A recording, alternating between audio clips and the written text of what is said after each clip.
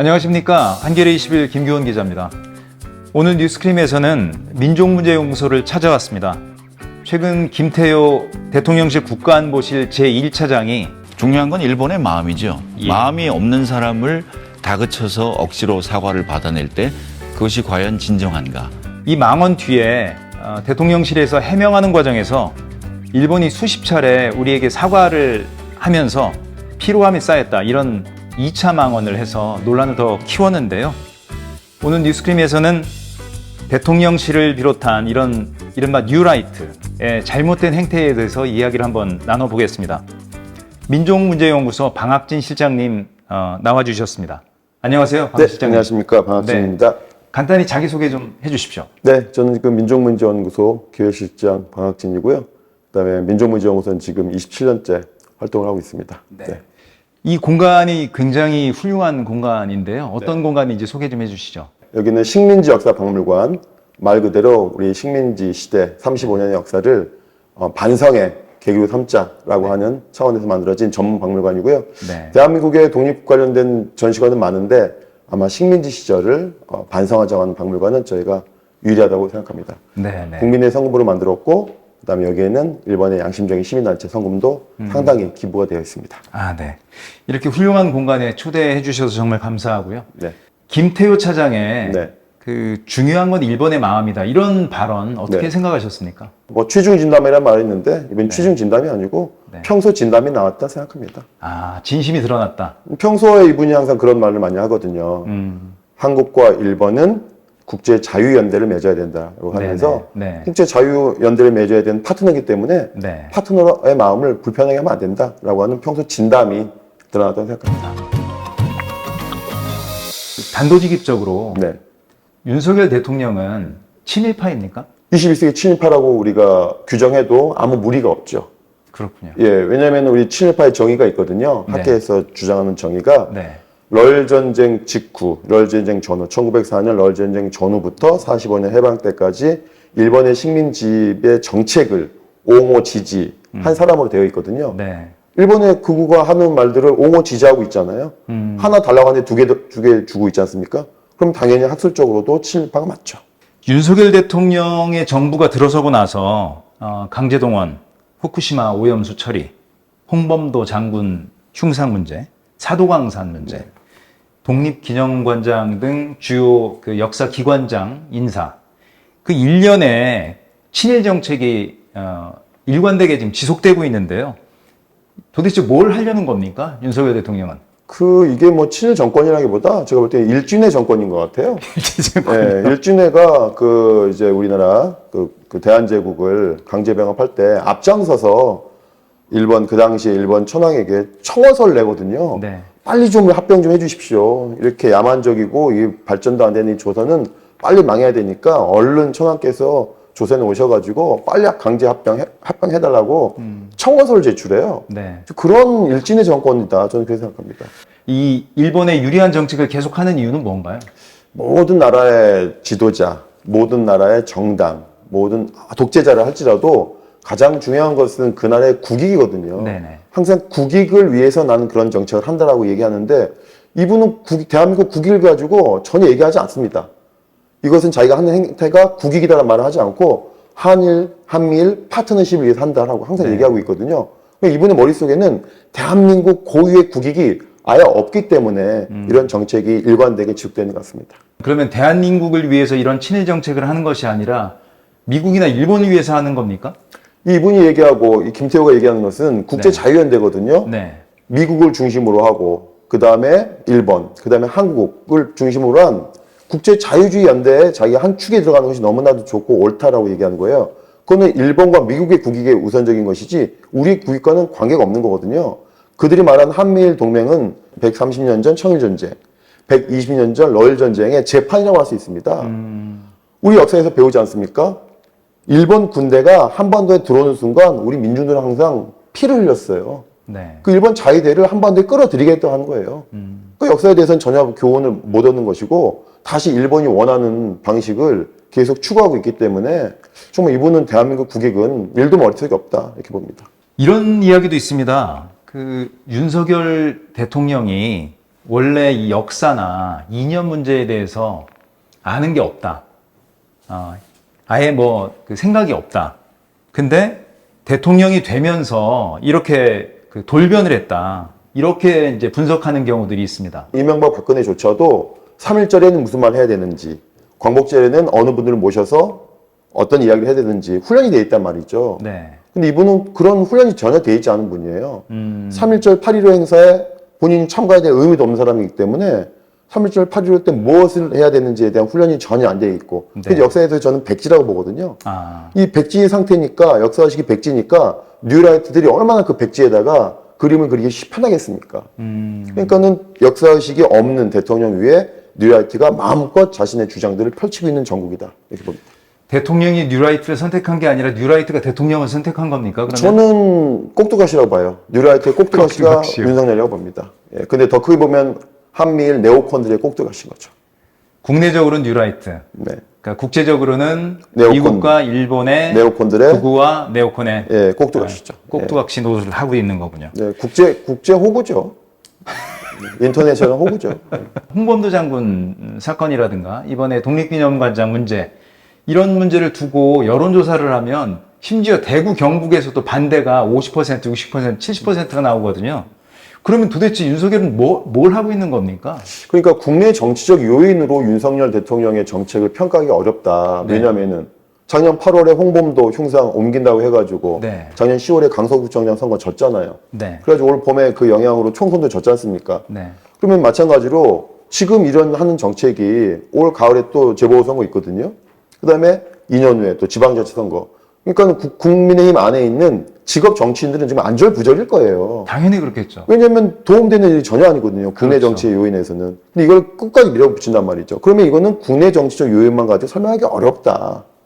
그렇기 때문에 우리가 국제적인 네오콘들의 흔들림, 움직임 속에서 평가할 수밖에 없다. 이렇게 보는 겁니다. 그러면 국내 정치적으로는 전혀 도움이 안 되는 이런 일을 하는 그 이유가 굉장히 궁금한데요. 어렸을 때 아버지 따라서 히토스바시 대학에 뭐 구경을 갔었다고 그러는데 그런 게 영향을 준 겁니까? 아니면 뭐 다른 이유가 있을까요? 그러니까 뭐 윤석열 대통령 스스로가 밝혀야 되겠지만 그냥 한번 분석을 해보자면 네. 왜 저럴까. 네. 하여튼 60년대 초반에 일본에 갔으니까 네. 60년대 일본과 한국은 정말 천지 차이죠. 그렇죠. 아마 그런 영향이 있었을 것이라는 생각이 들고, 그러니까 기본적으로 일본에 대해서 우호적인 생각을 가지고 있고, 선진국이니까. 그렇죠. 어렸을 때 또 유년의 기억이 중요하지 않습니까? 네, 네. 그러니까 60년대의 발전된 일본과 60년대의 낙후된 서울이 비교가 됐겠죠. 그런 것들이 좀 영향을 주기 때문에 기본적으로 본인은 일본에 대해서 굳이 어떻게 보면은 악감정을 가져야 될 이유가 없다라고 보는 거죠. 그런 상태에서 본인이 갖고 있는 기본적인 생각, 반공주의 베이스가 또 있을 것이고, 네. 이런 것들이 이제 그 네오콘과 우연히 겹치는 거죠. 우연히 겹치다 보니까 이런 정책을, 친일 정책을 해도 전혀 마음이나 양심에 가책이 없는 거죠. 그렇군요. 그건 자연스럽게 생각하는 거죠. 예. 많은 사람들이 윤석열 대통령을 저렇게 뉴라이트의 무슨 선봉장 또는 아까 꼭두각시라고 말씀 주셨는데 그렇게 만든 사람이 바로 김태효 차장이라고 보고 네. 있습니다. 김태효 차장은 어떤 사람입니까? 제가 이 대통령, 윤석열 대통령 취임 이후에 광복절 경축사 3번, 3.1절 경축사 2번, 총 5번의 경축사를 분석해봤어요. 아, 분석해 하셨군요. 예. 가장 많이 등장하는, 압도적으로 많이 등장하는 단어가 자유입니다. 네. 그 다음에 북한이고요. 우리 3.1절 광복절은 독립운동가에 대해 얘기를 해야 되고, 그렇죠. 독립운동가들이 얘기했던 가치를 얘기해야 되는데, 그건 독립운동가에 대한 가치를 얘기하는 것이 아니라 자유와 북한 얘기가 가장 많이 나와요. 그리고 이제 이 자유라고 하는 것은 평소에 그 김태효 차장의 지론이거든요. 네. 그것도 국제자유연대를 주장한단 말이죠. 네네. 그러니까 이제 평소의 지론, 국제자유연대를 지론을 하는 김태효 씨가 네. 바로 윤석열 대통령의 역사 과외 교사가 돼가지고 그 3.1절이나 광복절 경축사에도 압도적으로 자유라는 얘기를 네. 하고 있다. 네. 그러니까 이런 역사의식을 그대로 투영하고 있다. 이렇게 보는 거죠. 김태효 차장의 생각을 지금 윤석열 대통령이 그대로 따라하겠다. 3.1절 네. 또 8.15 광복절 네. 경축사에서 그냥 예, 되뇌고 있는 거군요. 그렇습니다. 네.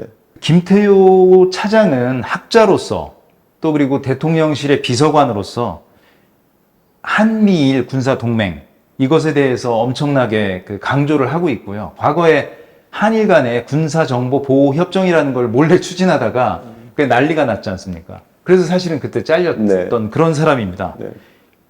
그러면 보시기에 지금 한미일, 그러니까 특히 한일 간의 군사동맹이 필요한 겁니까? 1876년 강화도 조약을 한번 우리가 그 상기해봐야 됩니다. 네네.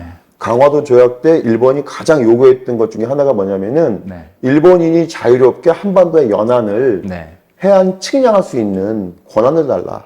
맞습니다. 이거거든요. 네. 그래서 자유롭게 연안을 다 측량을 한 거예요. 네. 어느 포구에는 어떤 배가 올라갈 수 있고 네. 어떤 항로로 갈 수 있는. 네. 그게 결국 침략의 전초 단계거든요. 네. 그 다음에 이제 독도 문제인데 네. 지금 자위대가 가장 중요하게 생각하는 것은 바로 그런 겁니다. 유사시에 그 미국과 한국의 승인에 의해서 유사시에 한반도에 올 수 있어야 되는데 네. 그러면은 어느 바다, 어느 항로로 가야 되는지 공유가 돼야 되거든요. 네네. 그러니까 지금 그걸 하겠다는 거 아닙니까? 꾸준하게 일본 자위대는 네. 해상훈련도 하고 있고 네. 근데 한번 공유된 자료가 내놔하면 주지 않습니다. 그렇겠죠. 그렇죠. 한번 뭐 원본 카피된 원본이 있는 USB를 잘 나가면 원본은 주겠지만 카피본은 네. 계속 갖고 있는 거 아니겠습니까? 네, 네. 한 번 공유된 군사 어떤 작전 관련된 사항들은요 네. 되돌릴 수가 없어요. 네. 그러니까 아마 이것을 노리고 있는 거 아닌가. 일본의 극우 세력과 군사주의자들은 한 번 독도 연해에 네. 멀리도 필요 없습니다. 가까이 갈 필요 없습니다. 한 100km 안이라도 네. 한번 한국 해군과 일본 자위대가 해상 자위대가 공동 훈련만 해도 그 정보가 고스란히 일본 측에 넘어가는 거거든요. 일본 정부에서는 독도 주변의 그 탐사 네. 목적으로 무슨 항해를 한다는 그런 식의 주장을 기존에도 많이 해왔거든요. 네네네. 그것도 그럼 같은 이제 뭐 목적이라고 봐야 되나요? 해양 자원을 공동으로 개발한다. 네네. 뭐 갑자기 요즘에 몇 달 전에 무슨 뭐 바다에서 석유 캔다 말도 나오던데 네. 전 그것 사실 의심해봐야 된다고 생각합니다. 왜냐면은 일본이 기술력으로다가 우리가 해저를 같이 공유한다고 하는 거는 네. 그거는 단순히 자원 개발만이 아니라 군사적으로도 활용되는 정보거든요. 그런 것들을 함부로 줄 수가 없는 거예요. 김태호 차장의 또 얘기 중에 핵심은 뭐냐면 한미일 군사 동맹을 만들어서 북중러의 동맹에 맞서야 된다. 그러니까 다시 말해서 그 1990년대 초반에 그 소련이 무너지면서 새롭게 형성된 어떤 지구적인 그런 그 가치 사슬 이런 게 있지 않습니까? 이것은 이제 끝났고 신냉전으로 간다는 거예요. 보시기에 그런 어떤 지구적 가치 사슬의 시대는 끝나고 신냉전으로 지금 가고 있는 겁니까? 어떻게 생각하세요? 이게 딱 1945년에 2차 세계대전 끝나고 미국의 생각이거든요. 그렇죠. 2차 세계대전까지는 미국과 소련이 동지였죠. 그랬죠. 근데 이제 2차 세계대전이 끝나는 것과 동시에 어제의 동지가 오늘의 적이 되는 거죠. 그렇죠. 그래서 미국의 국익인 거죠.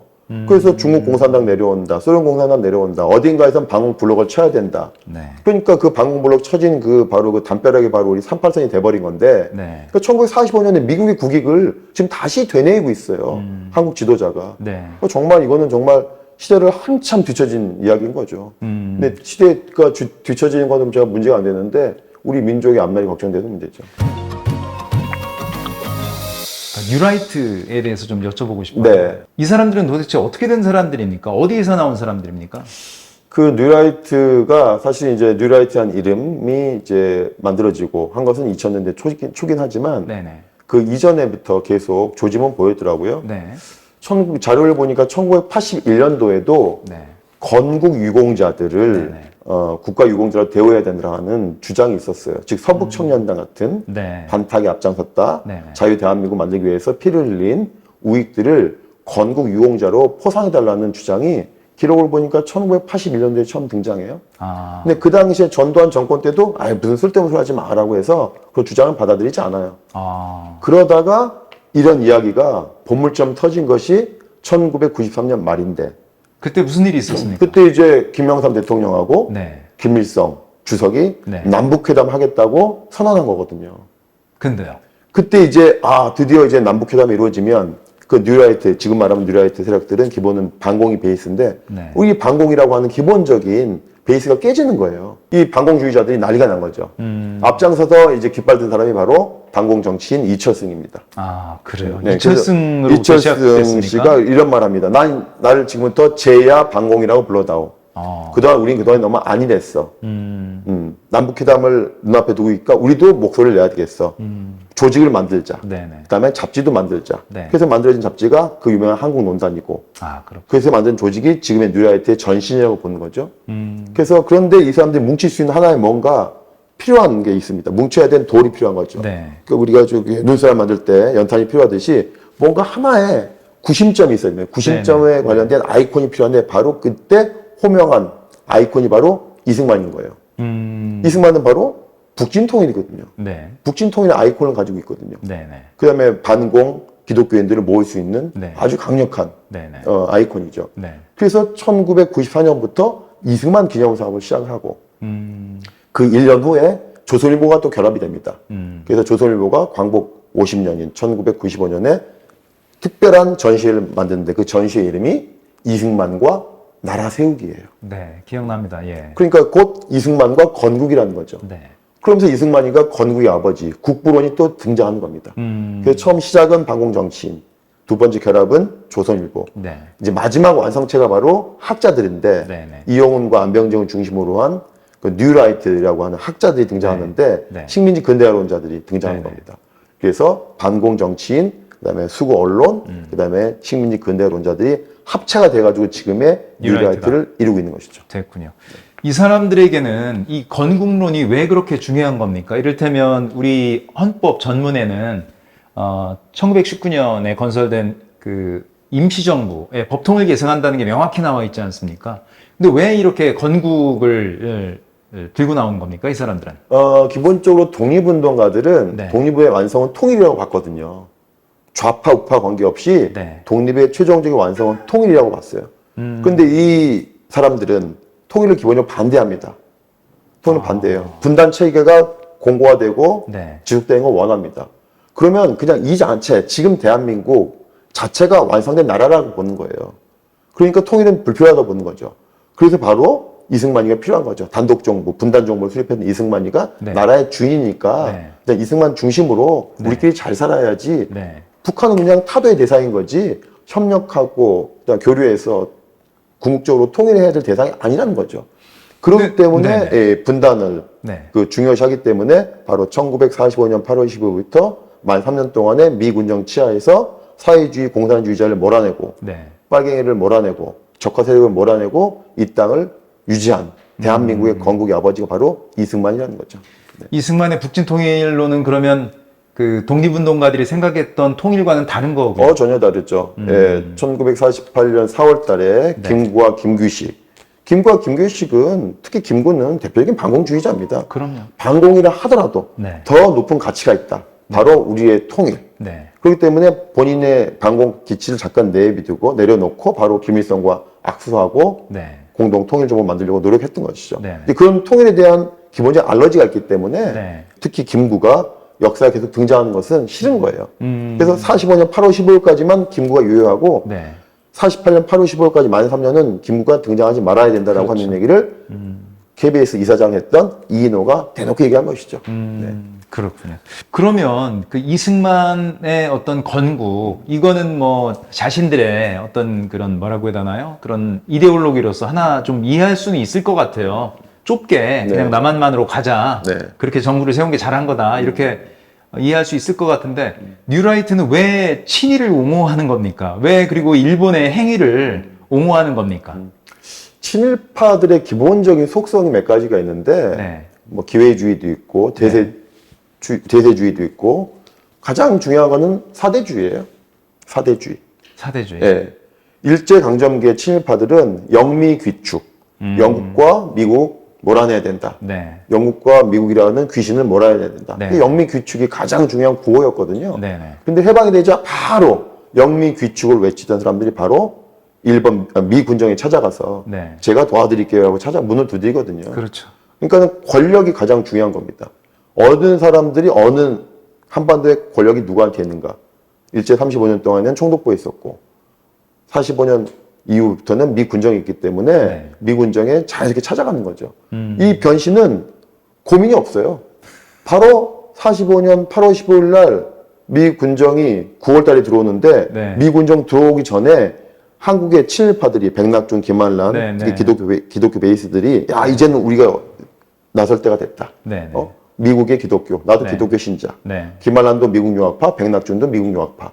영어도 잘하고 우리가 나서서 미군정을 환영해야 된다. 네. 환영식을 준비해요. 아, 네, 그러니까는 한 달도 안 걸리는 거죠.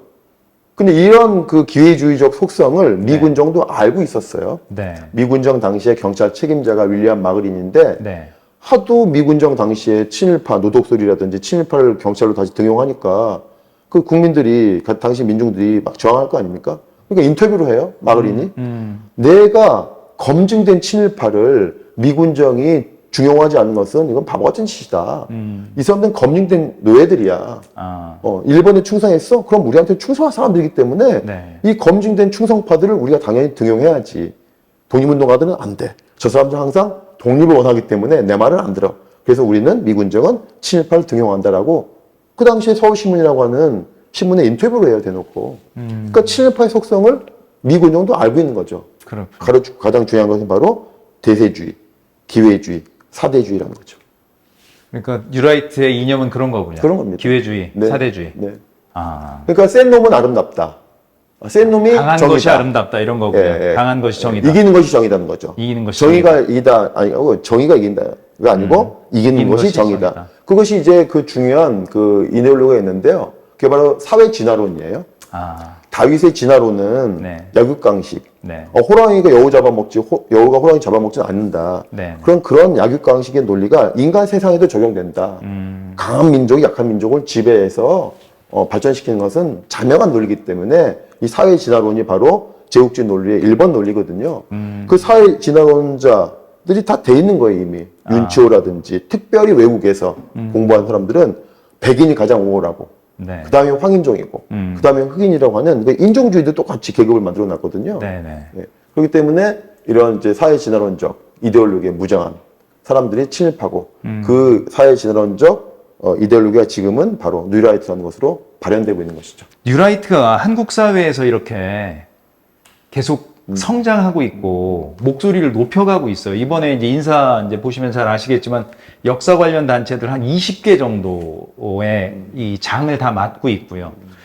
그리고 단순 역사 단체뿐 아니라 행정부 안에도 김태효를 비롯해서 굉장히 많은 사람이 들어가 있거든요. 어떻게 이렇게 성장할 수 있었습니까? 뉴라이트 세력이 전 많다고 생각하진 않아요. 단 이 세력이 권력을 잡을 수 있는 힘이 있다는 거죠. 숫자가 많은 것이 아니라. 어떻게 그럴 수 있습니까? 그게 소수인데. 그러니까 바로 그 백범 김거 이런 말 하거든요. 네. 일제 강점기에는 친일파가 명확했다. 보인다. 조선인 출신 경찰, 군수 보이기 때문에 친일파가 명확해서 그 친일파 청산이 가능했지만 해방 이후에는 이 친일파들이 변신해 있다. 어떤 것으로? 정치인으로 이렇게 얘기합니다. 정치인으로. 네, 과거에 군수나 면장, 면석이 순경이었다면 이제는 네. 직업을 바꿔서 정치인으로 돼 있다라고 김구가 얘기해요. 그러니까 지금 이 아주 소수밖에 안 되는 친일파들은 다 정치 세력으로 네. 세력화되어 있는 거예요. 근데 특정한 정당에 들어갔다는 얘기는 아니고 네. 정치인들을 좌지우지할 수 있는 세력인데 네. 저는 크게 세 가지로 보는데 네. 바로 종교, 언론, 교육기관에 가 있다는 거죠. 아. 근데 이 친인색이 어떻게 하면 이게 종교, 언론, 교육기관에 가 있을까? 이게 1948년 대한민국 정부 수립되고 네. 이승만 정권이 반민특위는 이제 해체하고 네. 정치적인 청사는 안 됐지만은 농지개혁을 하면서 네. 불완전한 농지개혁을 하면서 농지개혁 예외를 만들어줬어요. 자, 이런 땅은 농지개혁 안 해도 돼. 그러니까 이 땅에다가 내 재산을 다 숨겨놓는 거예요. 명의신탁을 하는 거예요. 네. 친일파들이 명의신탁하는데 예외를 만든 땅은 바로 학교 땅, 자선기관 땅, 네. 종교 땅, 언론기관 땅은 안 건드릴게. 네. 그러니까 친일 지주들이 다 그걸로 재산이 은폐되는 겁니다. 근데 이 세 기관이 종교, 언론, 학교가 보니까 다 이데올로기를 만들어내고 네. 자신들의 주장을 펼칠 수 있는 네. 여론을 형성하는 다 기관이라는 말이죠. 네. 네. 그러다 보니까 이것이 정치인들에게 영향을 미치는 겁니다. 그러니까 자연스럽게 스스로가 정당이 되지는 않지만 네. 네. 정치 세력화되어 있는 거죠.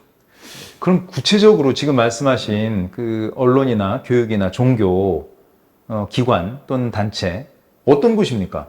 정광훈 같은 목사가 나오니까 어떻게 저는 정광훈 같은 목사가 네. 목사 행사를 할 수 있느냐, 네, 뭔가 네. 법으로 할 수 있는 게 없냐, 종교법인화를 추진했는데 네. 지금 여야 할 것 없이 다 용기를 못 내고 있거든요. 그러고 있죠. 내가 종교 법인을 추진하는 순간 아마 그렇죠. 우리 국회의원 사무실에 네. 엄청나게 많은 신도들이 폭탄을 몰려올 던지겠죠.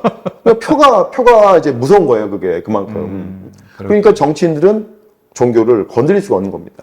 언론이나 교육은 언론도 어떻습니까? 마찬가지죠. 어떤 기관이 그런 곳입니까? 언론도 마찬가지죠. 네. 우리가 이제 조중동의 행태를 봤지 않습니까? 네네. 가짜 뉴스를 통해 가지고 특정 정치인을 매장시킨 경우를 우리 많이 봤지 않습니까? 네. 대표적인 김대중 대통령이 조선일보의 가장 큰 피해자라고 얘기하고 네네. 있고, 그 다음에는 노무현 대통령. 대통령 권력도 조중동이라는 언론 권력이 좌지우지할 수 있는 그런 상황을 봤지 않습니까? 그 다음에 학교인데요, 대학인데 우리나라의 대학 교수 자리가 얼마나 많습니까? 네네. 그러니까 얼마든지 정치인들을 우회적으로 네. 관리할 수 있는 대학은 힘이 있다. 석좌 교수라든지, 그렇죠? 명예 교수라든지 그런 자리가 얼마나 많습니까? 그러니까 인고 정치 하나 좌지우지하는 건 일도 아닌 거죠. 어떤 친일 우파, 그 우파도 아니고, 친일파, 우파도 아니고. 네, 그냥 신친일파라고 뭐라고 부르면 좋겠습니까? 아니 그분들은 보수나 우파란 말도 맞지가 네. 않아요. 그럼 뭐라고 해야 됩니까? 보수와 우파들이 다른 나라 국회에 가지고 나오진 않아요. 네. 예, 그러니까 이거는 제가 볼 때는 보수 우파란 말도 맞지가 네. 않고 네. 수구 세력, 사대주의 세력, 매국 세력, 21세기 일진회 이렇게만 하는 게 맞죠. 그러면 이런 어떤 매국 세력, 네. 이런 뉴라이트라는 이름을 지금 참칭하고 있는 이런 세력, 계속해서 지금 유지가 되고 오히려 확대되는 것 같은 이 상황을 우리가 어떻게 대응해야 됩니까? 어떻게 이 사람들을 저지하고 통제할 수 있습니까? 그러니까 저희는 사실은 그 민주정권 한 3번 거쳤는데 15년 네. 동안 민주정권에서 너무 안이했던 것 같아요. 아, 그래요? 네. 독립운동이라고 하는 것은 책에만 있는 것이고 관념에만 있는 것이지 이 독립이 민주, 독립이 어떤 통일, 이런 우리 사회 민주적인 가치를 중요하게 여긴다고 한다면 그 뿌리가 독립운동인데 네. 독립운동이 너무 형해화되어 있고 형식적으로 가리키고 있고 3.1절과 8.15는 빨간 날 노는 날이고 네. 이스라엘의 경우에는요 네. 홀로코스트 하는 걸 당했지 않습니까? 네. 이스라엘에서 10년 전 데이터인데 홀로코스트와 관련된 영화 드라마가요 11만 편이랍니다. 11편이 아니라 11만 편. 네. 그러니까 유태인 죽음 하나당 드라마 영화 한 편인 거예요. 근데 우리는 일제 35년을 겪었는데도 불구하고 고작 알고 있는, 머릿속에 기억에 남는 역사 드라마, 역사 영화가 거의 없어요. 10편도 안 될 거예요. 예. 그 차이죠. 역사를 바라보는 시민들, 정치인들의 차이가 바로 거기에서 있는 거죠. 그리고 이제 국칠도 저희가 8월 네. 29일이 국칠인데 네네. 이 식민지 역사 박물관도 국칠에 맞춰서 개관한 이유가 바로 거기에 있습니다. 우리가 역사에서 독립운동이라고 하는 화려한 이야기만 있는 것이 아니라 식민지, 친일파라고 하는 아픈 역사도 있는 거거든요. 역사는 그래서 저는 오답노트라고 하는데 네네. 잘못한 것을, 우리가 부끄러운 역사를 통해서 우리가 미래를 개척해 나가야 되는데 네. 우리는 과거에 잘못된 것, 부끄러운 것을 이야기하려고 안 해요. 그러다 보니까는 과거가 계속 반복되는데 민주정권 15년 동안에도 이런 아픈 역사를 제대로 교육하지 못했다. 네. 그게 뼈 아프다라는 거는 거죠. 교육도 필요하고 어떤 문화 투쟁도 필요한 거군요. 문화 활동도. 저희가 이제 중국을 답사를 자주 가는데 네네. 중국 갈 때마다 참 부러운 것이 어느 채널을 틀어도 역사 드라마가 나와요. 특히 항일 드라마. 네, 저는 참 그 부럽더라고요. 그래서 독립운동이라고 하는 게 단순히 3.1절 8.15에 태극기 거는 것이 독립을 계승하는 것이 아니라 네. 우리 일상에서 네. 독립운동가들을 선양하고 교육하고 하는 것들을 좀 해야 되겠다 이런 생각이 듭니다. 네, 알겠습니다. 오늘 인터뷰는 뭐 할 얘기는 너무나 많지만 네. 여기까지 하는 것으로 하겠습니다. 뭐 또 2부도 또 만들어서 또 다시 그럴까요? 만나보죠. 2부를 조만간 한번 기획해 보겠습니다. 네. 마지막으로 뭐 이 문제에 대해서 한 말씀 좀 해주실 게 있을까요? 네, 그 내년이 되면은 광복 80년입니다. 그렇군요. 지금 현재 생존해 있는 독립운동가가 6분이세요. 아, 그중에 거동이 가능한 분이 한두 분밖에 없습니다. 네, 내년 광복 80주년에는 네. 독립운동가 없는 광복절을 맞이할 수도 있습니다. 네, 또 징용, 징병, 위안부 피해자들도 하나둘 사라지고 있습니다. 역사의 증인들이 이렇게 살아있는데도 역사 왜곡이 심한데 네. 역사의 증인들이 더 없어지면 네. 역사 왜곡이 정말 어디까지 갈지 네. 정말 소름 끼치는데요. 네. 정말 우리 광복 80년을 앞두고 있는 올해 정말 다시금 역사의 소중함, 그다음에 우리 역사를 지키고자 하는 우리의 투쟁이 네. 그 어느 때보다도 절실한 때입니다. 말씀대로 우리가 우리 역사를 좀 더 제대로 알고 거기에 맞춰서 제대로 판단하고 행동하는 이제 그런 사회를 앞으로 더 만들어 나가야 될 것 같습니다.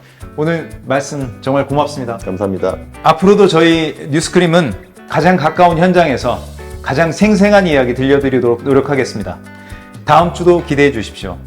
뉴 스크림!